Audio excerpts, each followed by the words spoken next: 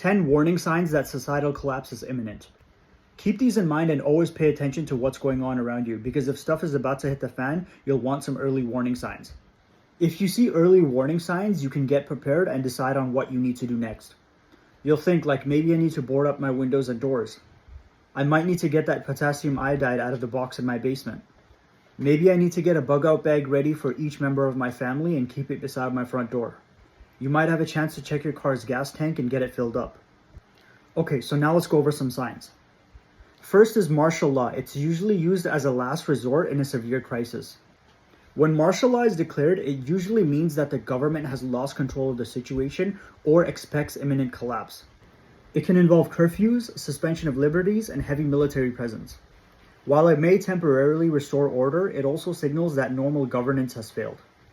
Next is essential workers abandoning their jobs. First responders, healthcare workers, and infrastructure employees are the backbone of society. If these professionals stop showing up to work due to safety concerns, lack of resources, or demoralization, it's a sign that the system is no longer functioning. The absence can lead to cascading failures in emergency response, healthcare, and public services. A notification of a nuclear emergency is a very alarming and obvious sign that stuff is about to hit the fan. This could be a reactor meltdown, or it could be an accidental release of radioactive material, or it could be a nuclear strike from another country. In either case, if you're at home, the best thing to do is get in your basement. If you don't have a basement, get to the middle of your house and stay away from windows and exterior walls. If you have a good CBRN mask, put it on and then seal your windows and doors with duct tape and plastic sheeting. If you have potassium iodide, you might be directed to take it once every 24 hours for 3 days or more. Usually not longer than 10 days. The next one is lies from the government. So verifiable lies from them, especially during a crisis, is a major red flag. Unlike political bias, which is common, we're talking about outright lies about critical events, like denying a disaster or covering up systemic failures. This also suggests to us that there's incompetence or deception at the highest levels. When trust in leadership completely erodes, stuff will really hit the fan. This is obvious, but a clear warning that a disaster is coming. This could be a hurricane, flooding, wildfire, a major storm, or anything like that. This can lead to panic buying and empty store shelves. So people will be buying up lots of bottled water and canned food. People will start buying the freeze-dried meals in the camping section. Many parents will be buying up baby formula. Household essentials like toilet paper, bleach, and trash bags. Flashlights, batteries, and first aid kits. Heating essentials like propane, charcoal, candles, and matches. Generators and power banks will also be purchased. Pet food and supplies is another important one. Just sit down and think of stuff that you use on a regular basis and gather stuff around that. Also gather the usual stuff that you would need during an emergency. An incoming emergency will also lead to really long lines at gas stations. You might be in a line for hours and not end up getting anything. The next one is banking restrictions. If people are suddenly unable to withdraw money from banks, it often signals a banking or currency crisis. Or if the banks just completely shut down. They could possibly impose a withdrawal limit to prevent a run on the banks. But this usually exacerbates panic as individuals rush to secure their assets. If the power is out and the banks are closed, then without access to cash, people can't buy emergency supplies. So no food, no water, no flashlights, no candles. What do you guys think is going to happen when they tell people that they can't get access to their cash? This is only going to escalate unrest in the population. The stock market crashes and halts. A 10% drop in the stock market within a day, followed by a halt in trading. This shows panic among investors and could signal an economic crisis. Trading halts, usually implemented to prevent market crashes, just make the public more nervous. This is going to lead to even more instability. These events usually happen with sharp declines in consumer confidence and bank liquidity issues. Next is forced isolation of communities. So policies that isolate segments of the population, such as during outbreaks or civil emergencies. This could signal that they're attempting to control a spreading issue. Isolation measures could include lockdowns, curfews, and quarantine zones. These are usually presented to you as being done for public safety, basically saying that it's for your own good. The problem happens when they force this upon you and don't give you any other choice. These will usually cause more trust issues with the public and will most likely be mishandled. Media blackouts. When the government or the news start trying to suppress information.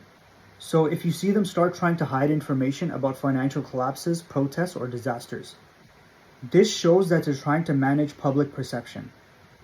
The censorship could be aimed at preventing panic or hiding their incompetence. This absence of transparency usually signals deeper systemic problems. Next is extended power outages.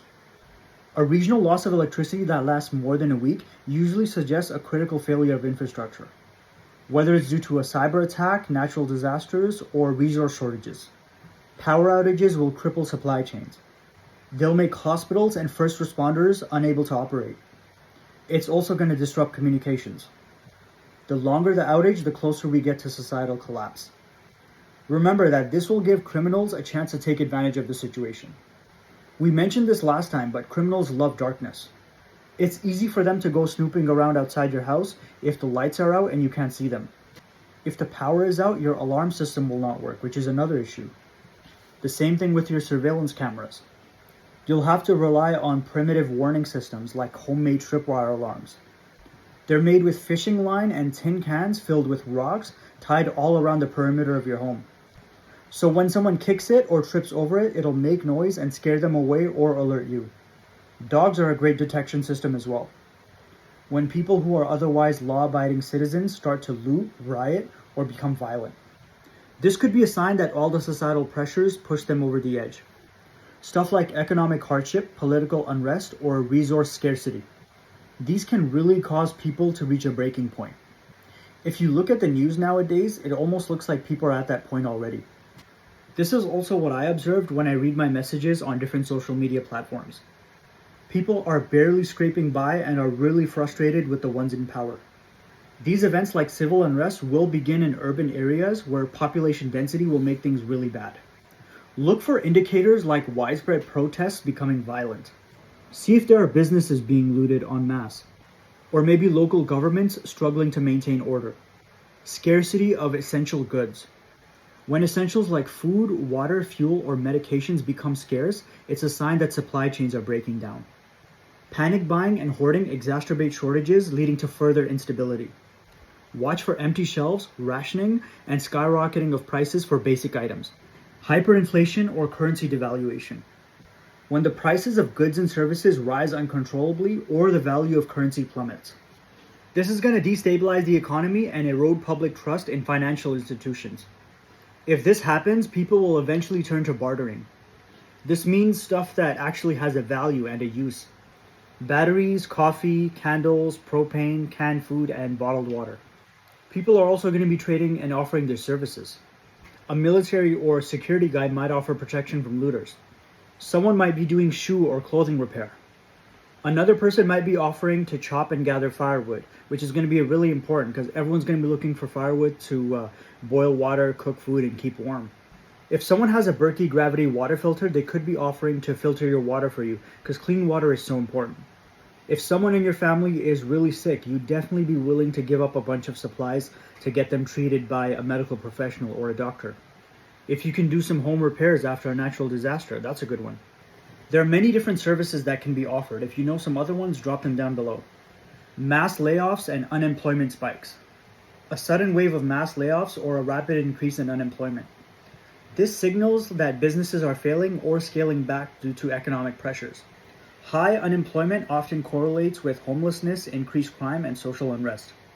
Rogue military or armed groups. So if there's a large public presence of military factions or armed militias. This indicates that centralized authority is losing control. These groups often fill power vacuums, but it will lead to territorial disputes and violence. An example of this is the rise of warlords in the Somali civil war in the 1990s.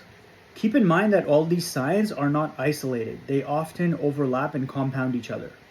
If you can recognize them early, you can better prepare for cascading failures that lead to societal collapse. If you see multiple of these events happening at once, there's a high chance that stuff is really about to hit the fan. If you need to get your weapons and ammo ready, then that would be a good time. If your weapon is your sword, make sure you've sharpened it. If you have body armor, then get that ready as well. Make sure your night vision goggles are ready. Contact whoever you have arrangements with. This could be your prepper group, friends, or family.